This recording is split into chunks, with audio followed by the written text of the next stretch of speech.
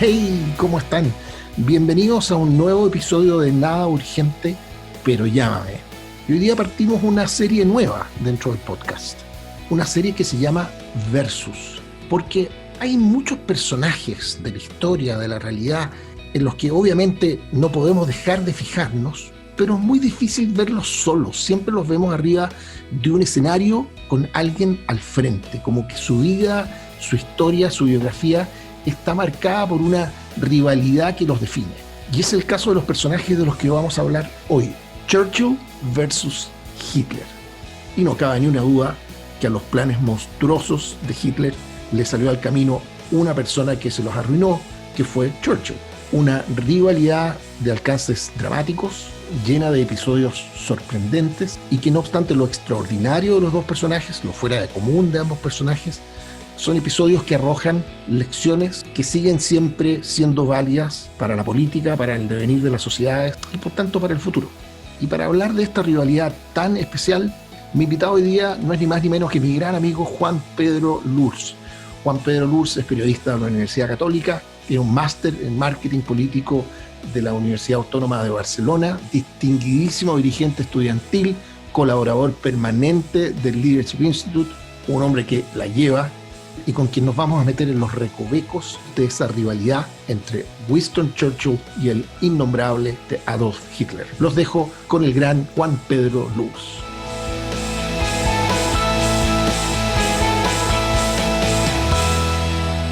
Qué bueno que llamaste para que hablemos de dos personajes, porque yo quiero tener esta serie de conversaciones sobre gente. Hay gente a la que uno ve, admira, contempla o de las cuales opina por sí misma, y hay otras que necesariamente uno las ve en un mismo escenario con otras, sí. Y tiende a juzgarlas juntas o uno contra otro. No sé, es McCartney con Lennon. No se puede hablar de McCartney. Es verdad. McCartney con Lennon. No se puede hablar de Pelé sin hablar de Maradona, o al revés. Exactamente. Así que claro, pero quería hablar contigo de dos personajes distintos en ese sentido, un poquito más dramáticos que Pelé y Maradona, a pesar de que más dramático que Maradona, poco, porque ese sí que es una ópera viviente, pero no, quería que habláramos de Churchill y Hitler. Ligerita ¿Qué personajes? La propuesta. ¿Qué personajes? Asumiendo que cualquier comparación es hay que ponerle un asterisco al lado, porque yo creo que merecidamente no debe haber ni un personaje de la historia de la humanidad cuya imagen en nuestra cabeza esté más completamente deshumanizada, porque es la única manera de tenerla, que la de Hitler. Es verdad. O sea, nadie se lo imagina cabro chico, nadie se lo imagina tomando mamadera, nadie se lo imagina riéndose, nadie se lo imagina a nadie que siendo el nazi intolerable que fue. Por ejemplo, ahora que estaba pensando cuestiones, por ejemplo, me llama mucho la atención la exposición al fracaso que tuvieron los dos y cómo lo enfrentaron. Yo creo que ahí también hay una lección bien interesante donde yo creo que al menos Churchill le da cátedra a Hitler en cómo superar el fracaso en política. Bueno, claro, el otro tuvo uno y se suicidó, pero bueno, al final de la historia es sin spoiler porque todos la conocemos, pero... Sí, pues es verdad. Pero mira, a propósito de las personalidades de los dos, te planteo esa primera categoría, personalidad. Me parece. Y aquí le pongo un asterisco a la palabra carisma, porque yo creo que la palabra carisma hay gente que la tiende a asociar con algo necesariamente positivo, y yo creo que un personaje absolutamente tóxico y negativo como Hitler, como Charles Manson o Ted Bundy, todo esto, o sea, casi todos los asesinos en serie tienen algo en su personalidad, sí, por cierto, que hace que uno no puede dejar de mirarlos, digamos. Exacto. Los sociópatas entienden muy bien finalmente cuáles son un poco las reglas de la interacción social y se las aprenden, pues. Y como te las aprendí, al final termináis siendo bueno, pero en público. Y yo creo que eso también es una distinción importante. Por ejemplo, a mí me pasa que cuando yo veo la figura de Churchill, el Churchill como de su vida privada con el Churchill público no son seres tan distintos. Claro. En cambio, cuando tú veías a Hitler, efectivamente hay una diferencia muy grande y muy notoria entre lo que es su vida privada y lo que es su vida pública. El orador prodigio versus el tipo que tenía encerrada en una forma de cárcel a su sobrina, que tenía, de hecho, hay muchos rumores, pero esto ya no tan comprobado, sobre una relación afectiva, sexual, etcétera, que es mucho más sórdida que la vida de Churchill, que a pesar de que tenía muchos desórdenes, en el sentido de que yo creo que tenía algún grado de alcoholismo, tenía desórdenes alimenticios muy notorios, etcétera, era mucho más transparente. Y yo creo que eso también es interesante, la división o lo que existe entre el personaje público. No, uno era un ser humano, uno era un ser humano bastante asumido en todo. Exacto. Y yo creo que vale la pena que hablemos de todo eso. Y el otro es un ser que era una maqueta. Tú usaste la palabra delante, advertencia. Lo necesario es conocer a los sociópatas para no picar con ellos. Fíjate que yo encuentro que para mí la advertencia más grande de Hitler es que yo creo que era un pobre hueón. Hay bastante de eso. Ojalá supiera cómo se dice eso en alemán, porque si tú consideras cómo llega a la política, este es un fulano que después de la guerra queda como en el servicio de inteligencia alemán, sí, y lo mandan a infiltrarse en un partido. Sí, a seguir a los grupos en Baviera. Y estando en una asamblea habla bien, le pasan un panfleto, se lo aprende de memoria, escala rápidamente y termina liderando esta cuestión, pero el gallo ni siquiera le importaba eso.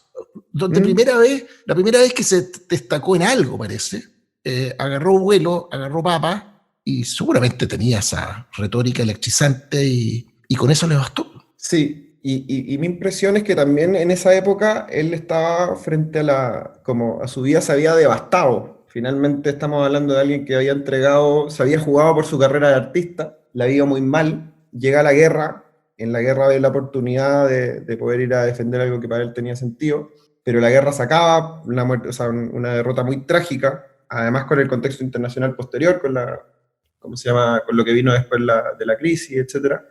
Entonces, finalmente yo creo que Hitler estaba en un cero en su vida absoluto, y yo creo que lo distinguió no fue que fuera el más inteligente, no fue que tuviera mayor conocimiento, yo creo que lo único que siempre transmitió era que tenía más decisión que el resto, y a partir de eso empezó a escalar. Claro, con bien poquito y por accidente. O sea, la historia de un gallo que lo mandan a infiltrar algo y termina liderándolo es la premisa de películas hechas en clave cómica.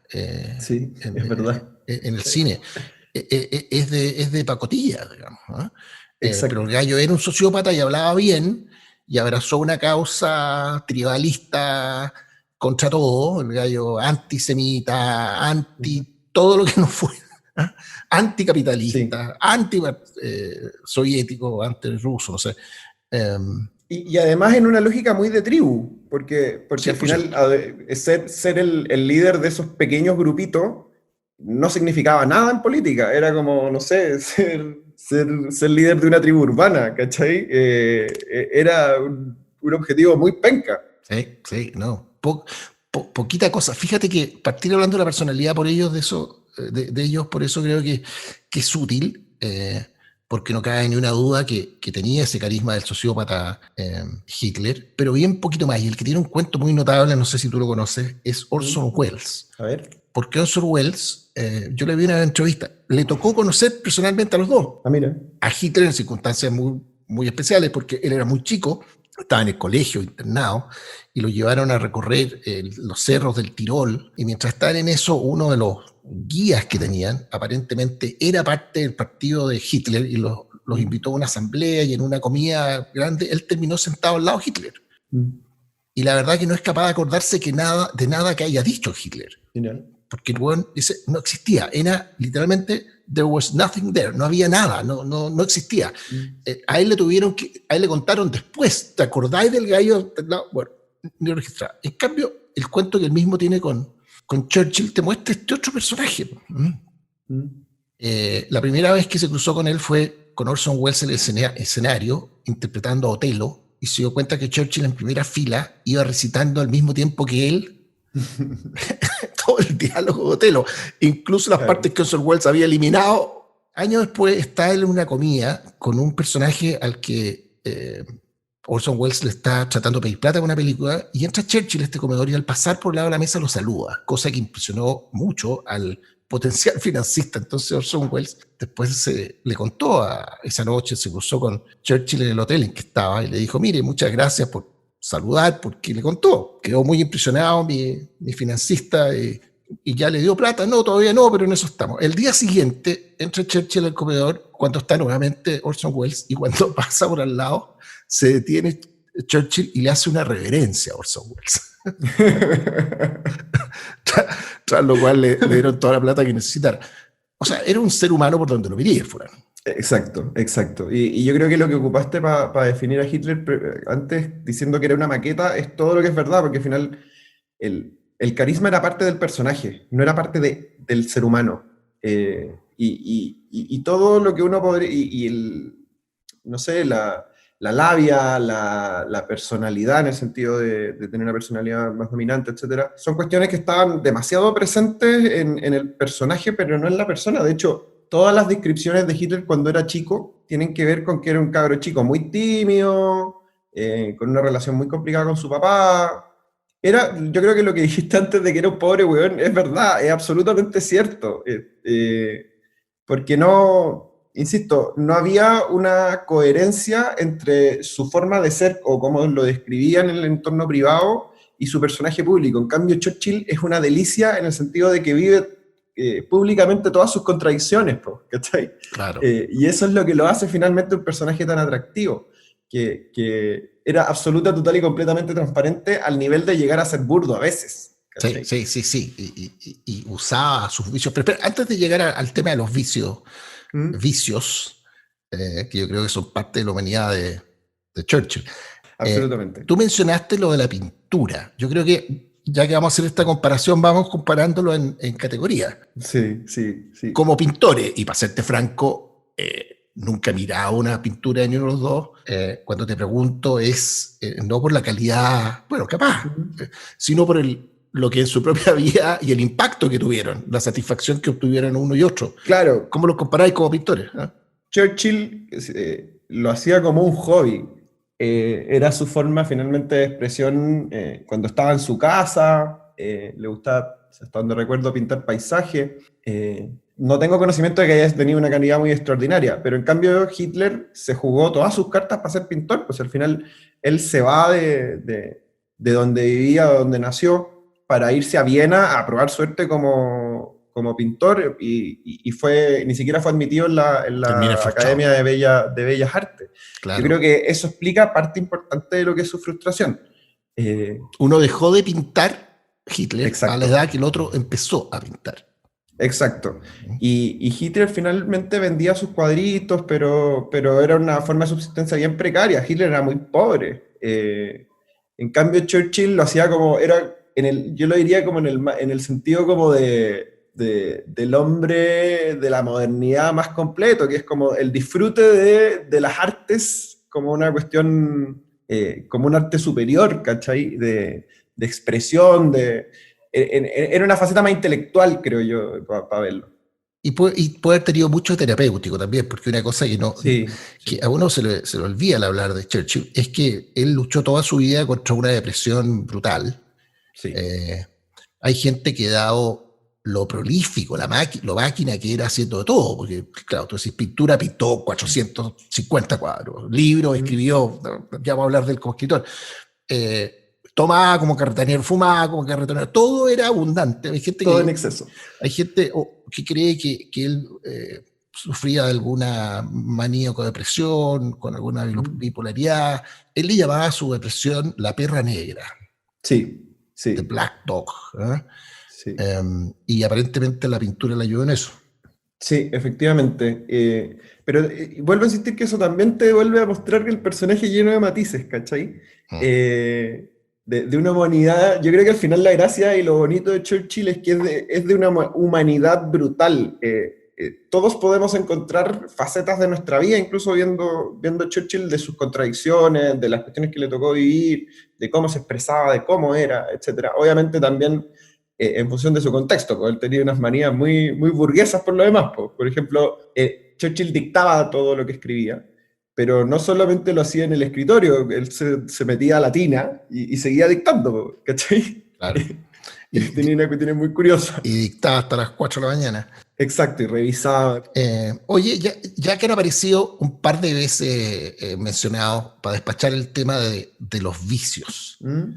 O no vicios, pero con ciertas cosas que son parte importante de la vida de todos los hombres. ¿Por qué no hablamos de la relación de estos personajes con el trago, con el cigarro, con la comida? ¿Ah? Porque, de nuevo... Me encanta esa faceta, porque Churchill lo vivía absolutamente, le encantaba la juerga, le encantaba finalmente lo que uno entendería como la buena vida. Era el tío que lo pasa bien en el asado, para traer la lógica chilena. Y bueno para tomar, bueno para fumar puro, pero también entendiendo, por ejemplo, la cuestión de los puros como parte de su marca. Y esa cuestión creo que Boris Johnson la explica muy bien. Vamos a hablar de la capacidad de branding de los dos. Exacto. En cambio, Hitler era todo lo contrario, era abstemio, era vegetariano, era muy contrario al vicio. Y al final también, bueno, esto ya es una cuestión más personal, pero quien no tiene ningún tipo de vicio es alguien que yo tiendo a sospechar. Claro, uno supone que los tiene igual. Solo que no se ven. A Churchill una vez en Estados Unidos, en la época de la prohibición, más encima, alguien le reprochó, aparentemente era un pastor, algo así, con algunas connotaciones religiosas, incluso le dice en público, señor Churchill, la bebida es un dragón que es un dragón que con llamará causa una impresión en la gente de la que no se puede escapar. A lo que Churchill replica algo así como: me he pasado toda la vida buscando ese trago. Sí, y Churchill también tenía esa cuestión. Hay veces, hay historias de que llegó curado al Parlamento, ¿cachai? Yo no sé si conocéis la anécdota de una diputada, de una parlamentaria laborista, que le dijo: señor Churchill, usted está absolutamente borracho. ¿Ya? Y Churchill le responde: claro, pero a mí mañana se me va a pasar y usted mañana va a seguir siendo fea. Claro, eso hoy día le costaba la carrera. Absolutamente. Y está completamente confesada por su familia como una historia real.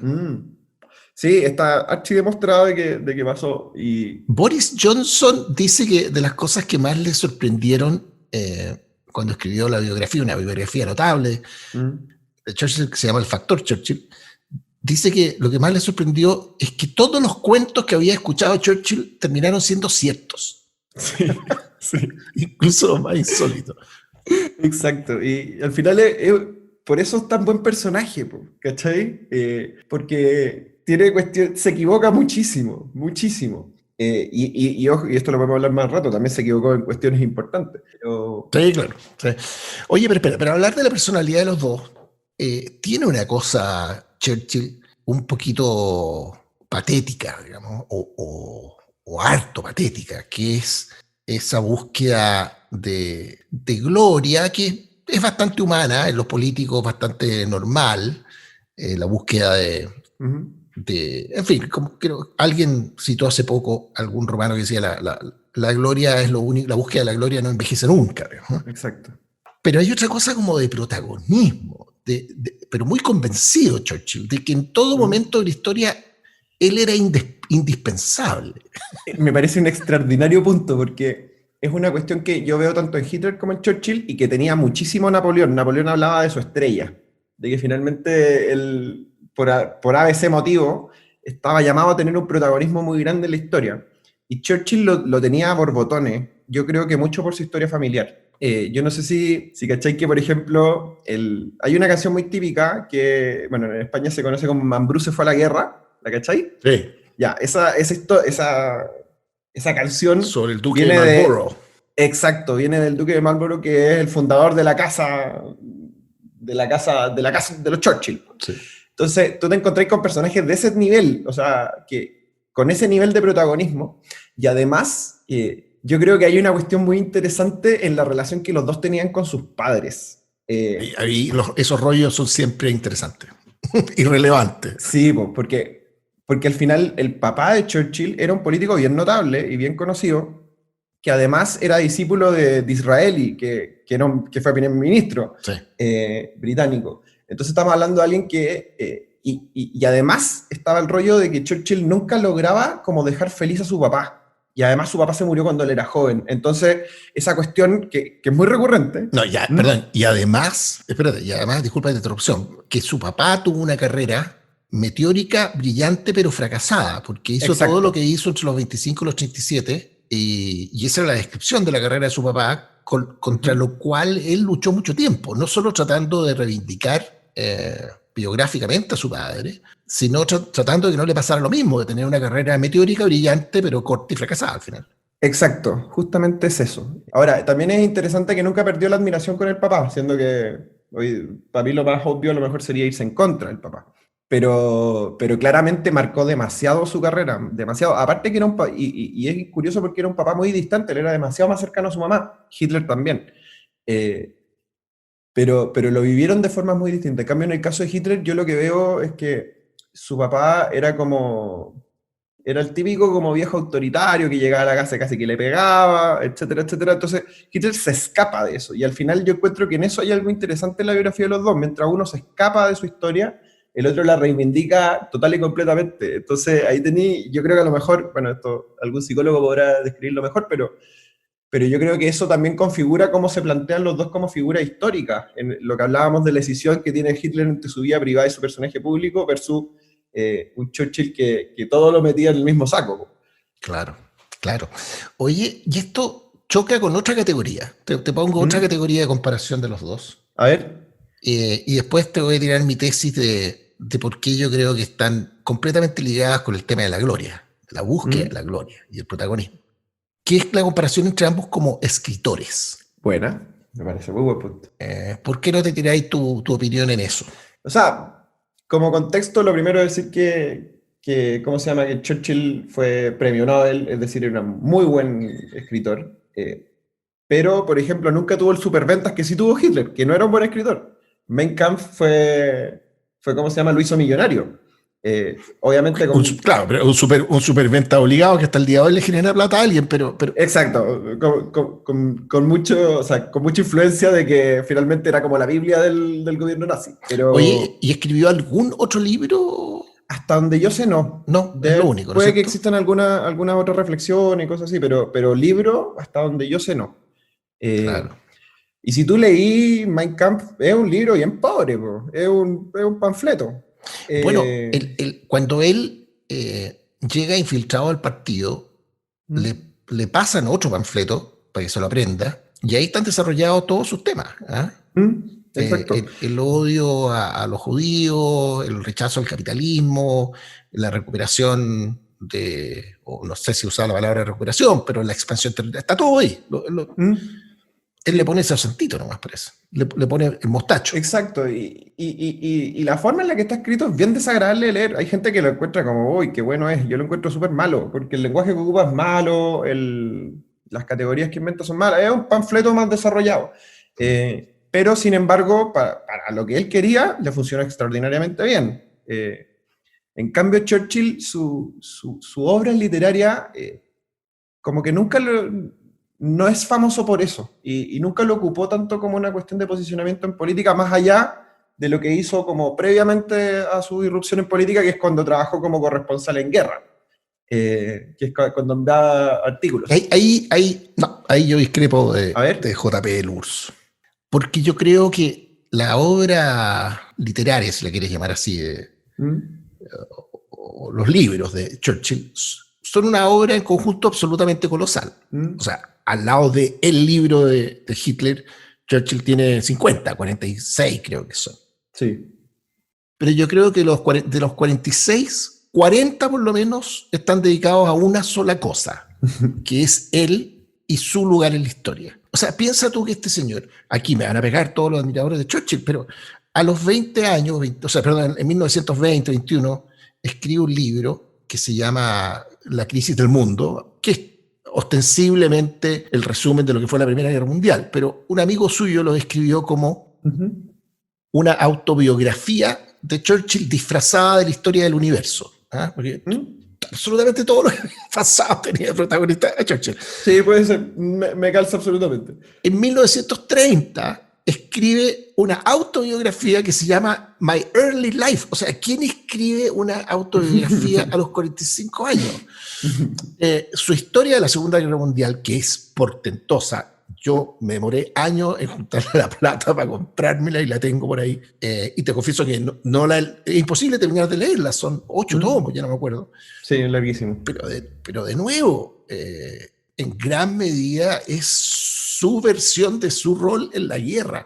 Pero yo ahí tengo un matiz, que ¿sí? Yo creo que Churchill lo veía más como legado, es pensando cuando yo me muera la gente va a tener que tener algo para saber quién yo era, y en esos sentidos sí te lo compro. Bueno, él mismo dijo, la historia lo escriben los victoriosos, y estaba preocupado de escribirla él. Exacto, pero no veo una sintonía tan grande entre lo que escribía y su actividad política en ese momento. Estoy de acuerdo en que sí, él veía un protagonismo muy importante en la historia y le preocupaba ser protagonista. Pero creo que lo veía más como carriles, como que iban como carriles paralelos más que como que se concentrara todo en uno. Oye, pero espérate, para terminar, para poner el último clavo en el ataúd, porque en esto yo fíjate que yo tengo gran parte de los libros de Churchill, los leo, son entretenidos, son de verdad, pero fíjate que además todos sus libros, no todos, pero casi todos sus libros de más joven, son relatos periodísticos. Sí. Que básicamente es lo que él vio o protagonizó en distintos conflictos, porque hay una cosa que a uno le impresiona mucho y a lo mejor es otra categoría en que tenemos que comparar a estos personajes, que es el coraje físico. Bueno, de hecho, yo lo tengo anotado. Me interesa lo que tú tienes ahí, porque como que Churchill buscaba, para terminar con lo de los libros, buscaba conflictos donde ir a reportear, corría riesgos gigantescos, hacía un libro y con eso se hacía conocido, así construyó su carrera para terminar siendo miembro del Congreso, pero de que corría riesgo y que parece que físicamente tenía bastante coraje es un dato, ¿eso es así? Sí, de hecho, y para poner el punto, yo creo que los dos tenían, sobre todo en su etapa más temprana, un rollo muy grande con la aventura. Por una parte tenía a Churchill que efectivamente se fue a meter a todos los conflictos que pudo, y realmente a todos los que pudo, y por otro lado, Hitler cuando se va a la guerra se va en esa, po. Y de hecho lo que él hacía dentro de su servicio dentro del ejército era bastante peligroso, po. Él lo que hacía era entregar las comunicaciones entre trincheras, entonces tenía que partir corriendo entre una trinchera y otra esperando que no le llegara un bombazo, po. ¿Ese es Hitler o Churchill? Ese es Hitler. Yeah. Entonces también en eso sí hay un parecido que es como la idea de, y en función de la gloria, que yo creo que los dos la tenían muy presente como concepto y como aspiración, el tratar de estar donde las papas queman. Po. Al final, claro. Yo creo que a los dos les molestaba mucho, y que yo creo que también era una cuestión muy humana, que es que cuando hay rock and roll en un lado y tú no estás, ¿cachai? Entonces claro. Los dos querían estar ahí. Obviamente con muchos matices en las inspiraciones que habían, pero en el ir a la aventura, tratar de poder ganarse... ¿cómo se llama? El reconocimiento en función de una acción valerosa, ¿cachai? Claro, no, y claramente una relación con el peligro distinta. Bueno, todos en la vida conocemos a gente que tiene niveles de aprehensión al peligro en general, no solo físico, mayor y menor que otros, y otros que, incluso gente que uno dice, ¿cómo hacen estas tonteras? Digamos? ¿Cómo es posible?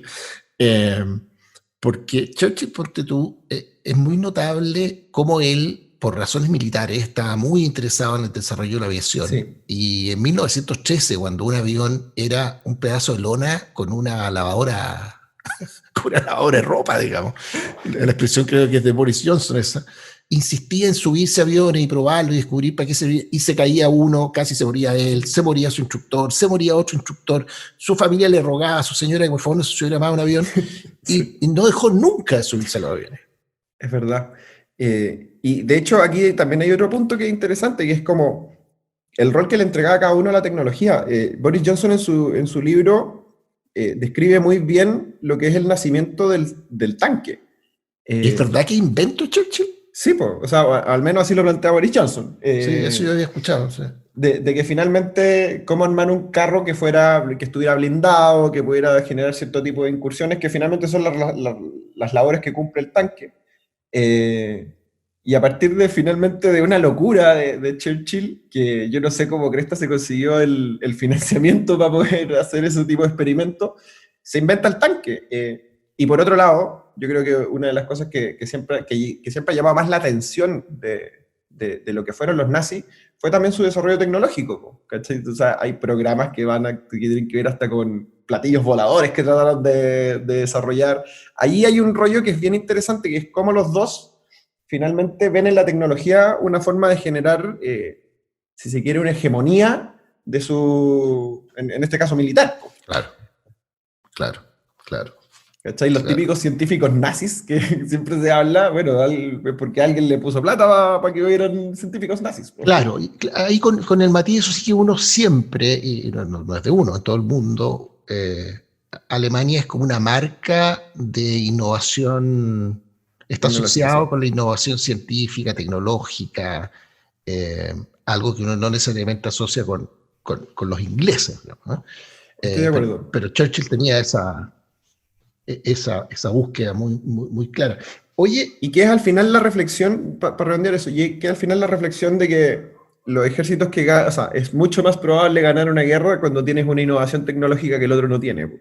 Claro, oye, pero espérate, antes de terminar como escritores, que volver atrás, pero hay una cosa que se la escuché a Johnson también, y es bien impresionante. Este señor, mientras fue parlamentario 62 años, primer ministro varias veces, combatió 2 guerras mundiales, pintó 500 y tantos cuadros, se fumó 2 millones de puros, digamos.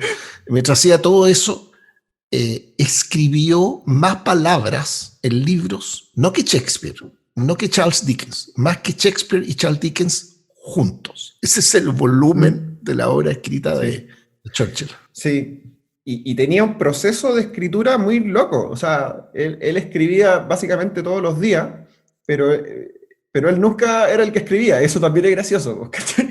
Claro. Él dictaba y iba revisando los borradores, pero su proceso de generación de contenido era muy curioso, como que es el menos obvio a lo mejor para un literato. Oye, ¿y en qué medida, JP, la faceta de literato, de escritor o de dictante de Churchill no tiene que ver con la preparación de sus discursos? Uy. Y te planteo, por tanto, esta otra categoría, que es más compleja. Aquí dice que hay que meterse de comparar a Churchill con Hitler como oradores y su impacto como oradores. Yo creo que hay una diferencia que por lo menos para mí es muy evidente, que es que se nota demasiado la densidad intelectual de Churchill versus la de Hitler. O sea, Churchill, a pesar de que era muy buen orador, entendía que esta cuestión no se trataba solamente de tirar palabras bonitas y de generar cuestiones en la guata, sino que también había que entregarle un fondo. En cambio, en Hitler yo veo todo lo contrario, veo la necesidad de solamente movilizar a la masa sin entregarle un sentido muy profundo o denso, porque al final cuando tú hablas de la superioridad de raza, cuando hablas de todas esas cuestiones, no hay tanta densidad intelectual en eso, a pesar de que sí se preocuparon de, en alguna medida, ir involucrando al mundo intelectual. Eso permeaba muy poco en el discurso de Hitler. En cambio, Churchill sí escribía con una densidad intelectual importante, y que también tiene que ver con que yo creo que Churchill representa o encarna a gente que tuvo la mejor educación disponible en su época, sin lugar a duda. Y obviamente con una inquietud intelectual muy fuerte. En cambio, en Hitler yo nunca vi, o sea, cuando he leído cuestiones sobre Hitler, nunca he visto una inquietud intelectual tan fuerte. Es simplemente un liderazgo y medio vacío. Bueno, es la performance. Exacto, es solo performance. O sea, fíjate que todo lo que uno puede ver, aunque de nuevo puede haber ahí algo del rechazo previo que produce Hitler, pero uno todo lo que ve de Hitler lo ve desde afuera. Sí. Siempre ve un espectáculo. Sí. Y claro, es obvio que cualquier cosa dicha por un nazi sobre el nazismo uno la va a ver de fuera, pero a mí me pasa perfectamente que puedo escuchar a un marxista, digamos, explicando brillantemente sus ideas, elocuentemente, o haciendo un punto que uno dice, oh, qué notablemente dicho está esto, que produce un impacto en uno. Eso no te pasa nunca con Hitler, que lo que uno está siempre más bien viendo es cómo produce el impacto que producen la gente que siempre son como miles, reaccionando casi robóticamente. Es una cosa muy rara, robótico, todo fanático, no hay nada medido, no hay... O sea, es que esto, a mí me da la impresión de que Hitler lo hace todo para generar el efecto, y entiendo que funciona, pero por ejemplo, si lo comparáis con Lenin, no tiene nada que ver, po, ¿cachai? Claro. Lenin sí, a pesar de que era buen orador y toda la cuestión, sí tenía una densidad intelectual importante, Claro, ¿cachai? claro. Indesconocible. Claro. En cambio Hitler era... O sea, yo creo que si lo vemos en perspectiva ya más de largo plazo, es lo que entenderíamos por un líder populista puro y duro, ¿cachai? Claro. En cambio en los otros liderazgos sí podía encontrar una densidad mayor. Y yo creo que al final tiene que ver, al menos en el caso de Churchill, de que él sí representaba todo lo que entenderíamos por una élite intelectual. Ahora, tú, fíjate que es notable porque abordaste el tema de la comparación de ellos como oradores por el contenido, pero de Churchill además se dice siempre que es uno de los grandes oradores de la historia y quiero hacer el punto porque un personaje que tú sabes que yo admiro mucho, que es Ronald Reagan, a mí siempre me gusta enfatizar, desde que lo escuché una vez, que Reagan, la gracia es que los discursos que uno recuerda de Reagan es porque decía algo importante y además lo decía muy bien. Bueno, eso pasa también con Churchill. Pero Churchill, y aquí es donde está el punto, tenía un estilo único, inolvidable, muy eficaz, y yo me he cruzado ahí con algunos datitos que sugieren que esa eficacia como orador surge del trauma. Voy a contar una anécdota. Gary Oldman, el actor notable de los grandes de la historia, que hizo de Churchill en La hora más oscura. Oye, corrígeme si de repente te das cuenta que digo Churchill en vez de Hitler, porque me doy cuenta que a rato uno se me los nombres. Porque todo este rato quiero hablar de Churchill y tengo la sensación de que dije Hitler. Bueno, Gary Oldman, que interpretó a Churchill en La hora más oscura, se llama en castellano, ¿no? Las horas más oscuras. Muy buena, muy buena. Fíjate que contó que contra todo protocolo, visitando un museo en que están las cosas de Churchill, lo dejaron sentarse en la silla de Churchill, la de su despacho, que usó décadas. Y su impresión es que en cuanto se apoya, se dio cuenta que los apoyos de los brazos y donde estaban las manos estaban carcomidos por las uñas, con marcas, las típicas marcas de alguien nervioso, tenso, algo completamente distinto a la imagen que tenemos de Churchill. Y en la historia de Churchill hay un hecho traumático. Él lleva muy poco tiempo en el Parlamento, muy joven. Sus discursos se los aprendía de memoria y una vez se le olvidó uno, quedó en blanco, hizo el ridículo más grande y se rieron de él por meses. Sí. Y aparte que si hay una cuestión que yo creo que Johnson transmite muy bien y que no he encontrado en otras biografías o en otros trabajos sobre Churchill, es que era un tipo muy ansioso. Era muy ansioso. Y me calza absolutamente que haya tenido cuestiones como, no sé, por rascar la silla, ¿cachai? Porque la ansiedad al final es como querer estar haciendo cosas todo el rato, po, y eso también se traduce en su estilo de vida, que es que estaba todo el rato haciendo algo. Claro. En cambio, claro, yo por ejemplo en el caso de Hitler se sabe muy poco de ese tipo que ya es una pulsión como muy privada, sobre cómo era efectivamente, si es que era nervioso, si es que no era nervioso. Me parece que es un muy buen punto porque al final explica muy bien en el caso de Churchill cómo era, ¿cachai? Y también la cuestión de cuando tú sentís que tenías un lugar en la historia, pasar por una humillación no se te olvida nunca más. Y después si queréis podemos hablar del fracaso, pero... Sí, vamos a hablar de los fracasos. Pero yo creo que Churchill al final tenía esa cuestión de quedar en los libros de historias como alguien importante y alguien que hizo algo bien. Y por tanto cualquier cosa que lo desviara de eso le generaba un problema importante. Sí. Fíjate que él además tenía dos problemas, speech impediments, como dicen los gringos. Él, sobre todo cuando más joven, tenía un problema de tartamudez, tenía un ceceo, un lisp, como dicen los gringos. Y en gran medida su manera deliberada y pausada de hablar tenía que ver con eso, con el entrenamiento para evitarlo. Claro, con dominar el tema. Yo me pregunto si acaso su costumbre de dictar no haya sido parte también de su ejercicio para superar el ceceo. Puede ser. Y el tartamudeo. Pero todo esto al punto que le dedicaba tanto tiempo que algún biógrafo amigo de él dijo que Churchill se pasó un gran porcentaje de su vida, una gran porción de su vida escribiendo, preparando y ensayando sus discursos improvisados. Sí. Que improvisados no tenían absolutamente nada. Y lo que te dice al final eso es que el talento es una parte muy pequeña del ejercicio correcto de una actividad. Pues al final lo que te transmiten todas las personas que hablan de Churchill es que era muy Mateo. Sí. ¿Cachai? De preparar las cuestiones con un nivel de precisión muy, muy grande y también jugando lo que decís tú, pues, haciendo como que parecieran espontáneos, ¿cachai? Pero que al final de espontáneo no tenían nada, absolutamente nada. Y la preparación que que le daba a los discursos era muy grande, lo escribía 1, 2, 3 veces, lo revisaba, etc. Y al final también, y esta es una cuestión que yo echo mucho de menos en la política más doméstica, que es la preparación, ¿cachai? No solamente basta con tenerlo escrito, tenéis que ensayarlo, y eso implica no solamente el cómo se recita, sino que también la forma en la que se va a comportar tu cuerpo frente a eso. Y que es una cuestión que de hecho Hitler sí tenía mucho, para agregarlo también. ¿Sí?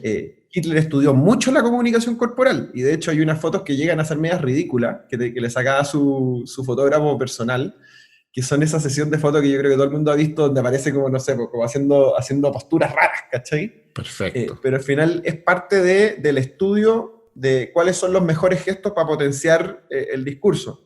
Hitler, por la vía de electrizar a grandes masas, con un sentido del escenario gigantesco, a Hitler uno no lo puede separar de su escenografía. Sí, absolutamente, absolutamente. En cambio, alguien dijo de Churchill, cuando le preguntaron, bueno, ¿cuál fue su principal contribución en la Segunda Guerra Mundial? Y él dijo, bueno, fue hablar de la Segunda Guerra Mundial. La gracia que tiene, por la que a mí me gusta tanto esa película que mencionamos antes, The Darkest Hour, con Gary Oldman, es que está centrada en tres discursos que él pronuncia en un periodo muy breve, son como, creo que de un par de semanas, unas poquitas semanas entre uno y otro, con los cuales tiene que convencer a su país, a su gabinete, a todo el mundo, sí, de una guerra que nadie se atrevía a enfrentar, y él lo hace con muñequeo y con perseverancia, de eso vamos a hablar en otra categoría, pero en gran medida con palabras. Y hay una cosa yo creo que muy difícil de apreciar, o imposible incluso desde la distancia, que es la soledad absoluta con la que Churchill enfrenta ese momento, y puedo hablar en francés, las bolas con que enfrenta ese momento. O sea, ¿qué político se candidatea diciendo no tengo nada que ofrecer que no sea blood, sweat, tears y qué más era? O sea, sangre, sudor, lágrimas y soil, terreno, todo, no, bueno, todo, trabajo, esfuerzo. Eso. Que cuando le dicen, bueno, pero ¿cómo va a enfrentar usted el poder del ejército nazi? Que estaba arrasando Europa. Y él dice, we will fight them in the beaches, and we will fight them in the fields, and we will fight them, y si nos invaden, desde el océano seguiremos luchando. O sea, es con pura decisión.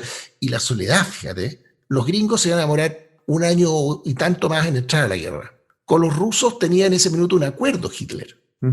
Sí. Europa ya la había conquistado entera, la tenía sometida y aguachapadita, digamos, ¿eh? Es desde una isla en que además su partido, el otro, el gabinete, están todos en contra y nadie se atreve a enfrentar a los nazis. Sí, es verdad. Y Hitler solo, absolutamente solo, da vuelta a la cuestión.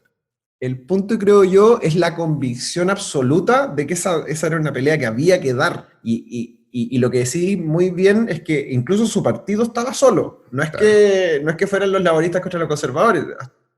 Chamberlain estaba absolutamente en contra de la guerra, porque al final veía muchos costos, etc. Y al final yo creo que parte de lo que él veía como la necesidad que él tenía que transmitir era esperanza. Todo el tiempo esperanza. Claro. Porque al final el escenario era tan terrible, porque al final cuando lo analizamos ahora y sabemos cómo terminó la historia, todo pierde mucha carga. Pero cuando la guerra se está perdiendo, cuando tenía a los nazis dominando prácticamente todo el continente, incluso también instalando gobiernos títeres en muchos lados, claro, tenéis que ser capaz de poder transmitirle esperanza a tu gente, ¿sí? Porque al final cuando se te cae la moral de tu gente, se te acaba la guerra nomás. Claro. Y en eso estaba muy solo. En eso estaba muy solo, porque al final yo lo que veo es que en el resto de la clase dirigente británica estaban muy resignados, como que no estaban dispuestos a cambiar el sentido de la historia, era jugar con las líneas que la historia se iba a poner sola nomás. Bueno, pero esa es una experiencia universal y no solo en los conflictos bélicos, en la política, en todo, la gente que cree que no, si esto se va a pasar, arranquemos otro poquito, capaz que... yo no sé cuándo arrancar ha conducido a una victoria.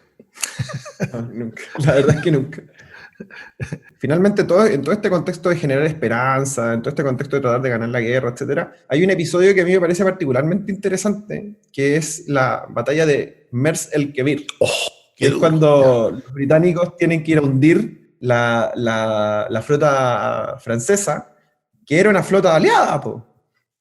Pero claro, obviamente es la desconfianza de que después de que firmaron el armisticio con los nazis, el gobierno títere al final que se puso en Francia no iba a ser capaz de decirle a los nazis que no se iban a quedar con los barcos. Entonces fueron los británicos y lo hundieron, punto. Pero es una decisión extremadamente difícil. Probablemente la más dura y la que él más... de hecho, él, cuando le informa esto al Parlamento, lo hace llorando. Así es. Y convencido de que lo van a repudiar.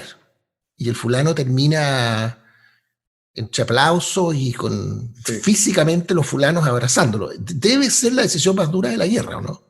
Muy probablemente, porque al final es que tiene demasiados matices. O sea, murió mucha gente en ese bombardeo, claro. por lo pronto.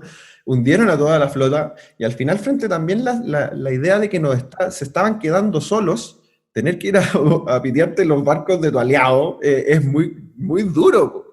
Claro. Y además para Churchill, que una cosa que poco conocía, yo creo, y como tenía un enamoramiento con Francia, admiraba la cultura francesa, creía que hablaba bien francés. Bueno, eso que hay harto episodio en su vida bastante patético, cuando se juntaba con cualquier francés, les hablaba en francés. Viajó corriendo riesgos increíbles con los nazis ya dentro de Francia, tratando de convencer a la resistencia de que no se rindieran. Pero bueno, cuando se rinden, él dice estos barcos, que la armada francesa era más potente que la alemana incluso. Sí.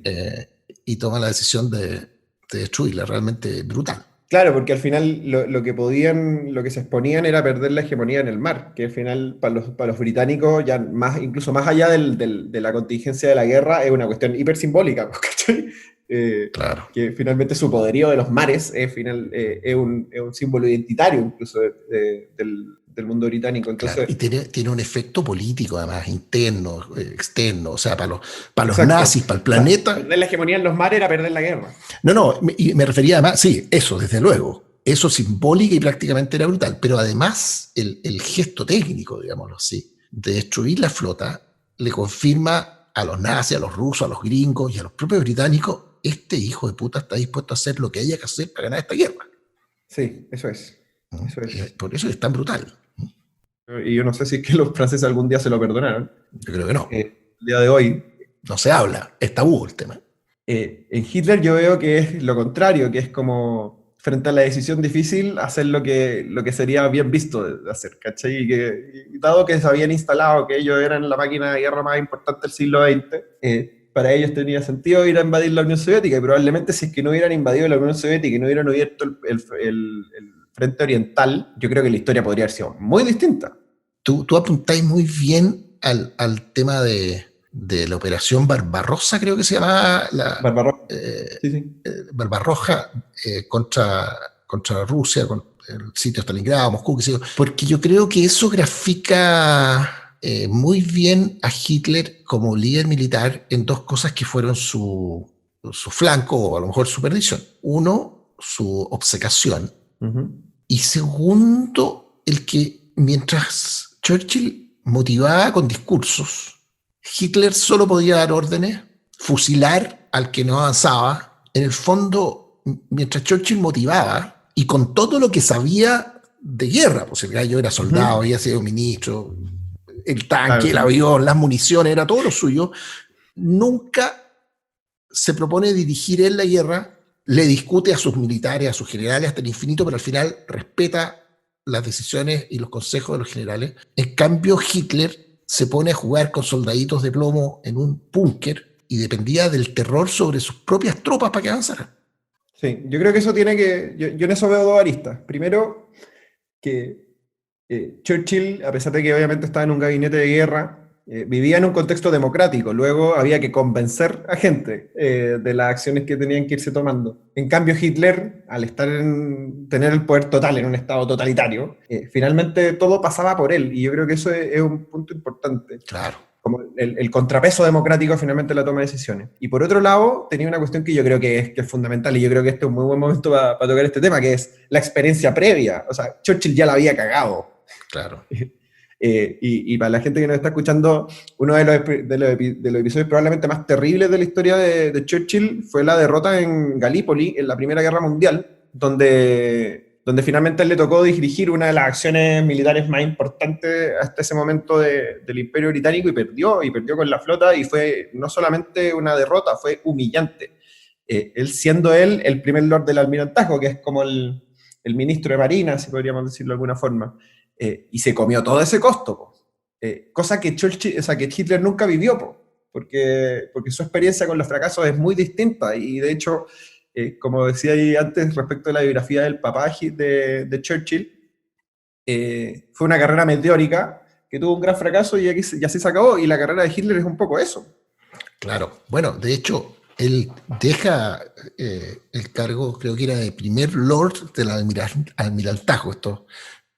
Títulos muy especiales que tenían los británicos, pero el que estaba a cargo de su operación. Y su primera reacción, y al mes está en el frente. Sí. Él se reincorpora al ejército. Él era miembro del Parlamento, por eso tenía el cargo que tenía en la guerra. Pero se produce esa debacle y parte a la guerra, al frente occidental, en Bélgica, por ahí. Pero fíjate que en ese episodio, ahí yo creo que una segunda cola, efectivamente representa un momento en que la carrera de Hitler se puede haber acabado casi exactamente a la misma edad.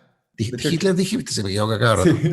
Gracias por la corrección. La carrera de Churchill se pudo haber acabado igual que la de su papá. Si se acaba en ese minuto, habría sido corta, brillante y fracasada. Sí. Y se come el sapo políticamente, pero completo. O sea, se come el costo político. Todos descargan su culpa en él. Pero hay una cosa notable, fíjate. Attlee, de sus grandes rivales políticos, de hecho, es quien, cuando después de la Segunda Guerra Churchill pierde el cargo de primer ministro, el que asume es Attlee. Attlee estuvo en Galípoli. Attlee terminó gravemente herido y toda su vida sufrió por las heridas que sufrió en Galípoli. Y Attlee admiraba a Churchill, esto lo más sorprendente de todo, porque Churchill se había atrevido a proponer la operación que terminó fracasando en Galípoli, en Turquía en el fondo. Sí, Imperio Otomano. Él dijo, claro, Imperio Otomano, dijo, porque fue la única el acto de innovación y el coraje más grande que él vio a alguien proponer en toda la guerra, porque era toda una operación para evitar esta carnicería que era la guerra de trincheras. La lógica completa de la operación era no abrir una segunda guerra de trincheras en que era una máquina de literalmente poner carne y matar soldados, y él por eso trató de hacer esta operación que básicamente era controlar un estrecho por el que se accedía a Estambul, y en fin, una cuestión estratégica, que le fracasó. Pero atrevida. Entonces yo creo que tiene esas dos, ¿cómo? Pero atrevida. Y tenía una buena motivación, que no se repitiera la carnicería que tenían en el frente occidental, o sea, en Bélgica, en Flandes, y qué sé yo. Entonces que Attlee se lo reconociera, yo creo que habla mucho, pero como tú dices, él se comió completo el costo político y la lección que no tuvo Hitler. Sí, y al final yo creo que Hitler en eso es muy hijo de sus circunstancias, porque al final habían dado con una ecuación que funcionaba. O sea, la Blitzkrieg funcionaba, tenían generales muy notables, y con eso andaba y se creía básicamente el mayor líder militar desde Napoleón. ¿Cachai? Claro. En esas líneas estaba jugando en ese momento. ¿Cachai? Y yo creo que al final el apetito del megalómano es tan insaciable. Y la idea de que finalmente la historia te puso un lugar y que tu lugar es ser el gran conquistador, te nubla, y lo nubló absolutamente, insisto. Yo creo que si se hubieran tomado decisiones que a ese momento sonaban más sensatas, probablemente la historia mundial sería totalmente distinta. Ahora, ¿se puede separar a Churchill, o esta visión de futuro que tiene Churchill, de su persuasión íntima de las más profundas que están presentes a lo largo de toda su historia, de desconfiar del socialismo. Sí, absolutamente. O sea, Churchill es los que al final de la Primera Guerra dice, ojo, ¿qué hacemos con los bolcheviques? En algún minuto dice, no hay que desmovilizar al ejército alemán después de la Primera Guerra, no el nazi, el alemán, porque los podemos necesitar para enfrentarnos a los soviéticos, ¿no? De hecho, me acabé de acordar de una cuestión muy notable, que es que Churchill estuvo en Versalles. Ajá, ya. O sea, como observador de la historia, estuvo en los escenarios más donde las papas Él quemaban. estaba ahí, no me acordaba. Él fue a Versalles y era muy crítico del tratado a la negociación post Primera Guerra. Digamos. Exacto, y él fue muy crítico del tratado de Versalles, porque al final veía lo que al final se hizo obvio para todo el mundo, que es que las condiciones eran tan malas que lo único que iba a generar era el germen de lo que después terminó pasando, que es que es la rabia, es la frustración, etcétera, y bueno, eso potenciado con la crisis económica hizo que fue caldo de cultivo para los nazis. Claro, o sea, él ve venir antes que nada la lacra que iba a terminar siendo para la humanidad la Unión Soviética, ve venir antes que nadie la lacra que va a ser el nazismo en Alemania, advierte antes que nadie, en cuanto asume el poder en 1983, la lacra y la destrucción física que va a ser la agresión nazi al resto del planeta, y advierte también, y hay que recordarlo, antes que nadie, que en 1946 había que seguir de largo hasta Moscú, sí, porque se estaba instalando, y es el primero que usa la expresión, una cortina de hierro que iba a dejar privados de libertad y democracia a la mitad de un continente, o a un continente y medio en realidad. Sí, sí, es verdad. Y yo creo que lo decís muy bien, finalmente su desconfianza hacia toda forma de socialismo, sí, es lo que también lo lleva a denunciar. Con esto no me refiero a la socialdemocracia, me refiero a los socialismos más, sí, más extremos, que como finalmente contrapuestos al proyecto occidental. Al final yo creo que si podemos graficar a Churchill en una palabra, yo creo que era fundamentalmente occidentalista. Claro. En el sentido de defensa de la modernidad, etc. Claro. Y ven eso finalmente caldo de cultivo para la barbarie. Claro. O sea, en el plano de la visión no cabe ni una duda que Churchill le gana no solo a Hitler, sino que a todo el resto. Oye, bueno, para terminar la comparación de estos dos personajes, 4 categorías más simples, medio artificial, alguna a lo mejor también. ¿Hay alguien en la historia que haya matado un nombre y un apellido más rápido que Hitler? Uy, yo creo que no. De hecho, lo primero que se me vino a la cabeza es Bonaparte, pero los Bonapartes estuvieron metidos en el poder mucho más tiempo. De hecho, tuvieron mucha más influencia. Claro, y es como raro ponerle Napoleón a alguien, como las mascotas nomás les ponen Napoleón. Sí, bueno, como el chancho de la granja de los animales. Claro, nadie le pone... Pero tú, fíjate que esta es de las cosas más increíbles, ¿no? Sé cómo va a sonar, porque si no la hubiese visto con mis propios ojos no la creería. Tú sabes que hace pocos años yo viví en Estados Unidos, tenía un teléfono con una compañía de teléfono. El señor que me atendía en la compañía de teléfono, mira, no voy a dar ni siquiera el apellido del personaje, porque lo van a buscar. Cuando me pasa su tarjeta, primer nombre de pila no me acuerdo cuál era, pero ponte Juanito, Hitler y el apellido. O sea, el segundo nombre era Hitler. Entonces yo digo, ¿qué es más insólito? ¿Que sus padres le hayan puesto de segundo nombre Hitler? ¿O que él lo use? Él no era originalmente, hablaba inglés perfecto, pero era de alguna de las islas del Caribe originalmente. Y yo cuando veo la tarjeta dije, esto es una pitanza, esto es una broma, o sea, estoy en cámara indiscreta. Segundo nombre, Hitler, puesto ahí. Al cabo de un año había cambiado su tarjeta y de segundo nombre tenía la H nomás, H. punto y el apellido. Oye, ya hay una categoría que yo la menciono para poner en la mesa una cosa. La categoría, para buscar alguna en la que gane Hitler, y que no sea grosera de mencionar, porque no vamos a jugar con las cosas atroces que hizo, ¿no? Claro. El matrimonio más corto, 2 días, con Eva Braun. Pero ¿sabes por qué yo lo pongo arriba de la mesa? Porque si uno escarba y busca un signo de humanidad en este esperpento, a 48 horas del final, cuando tiene que haber tenido claro lo que se venía, se casa con quien había sido su amante, su enamorada. Nunca me ha preocupado seguirle la pista cuál fue exactamente esa reunión. no sé, como que sospecho que ahí puede haber un indicio de que en algún plano le quedaba o podemos encontrar esa humanidad.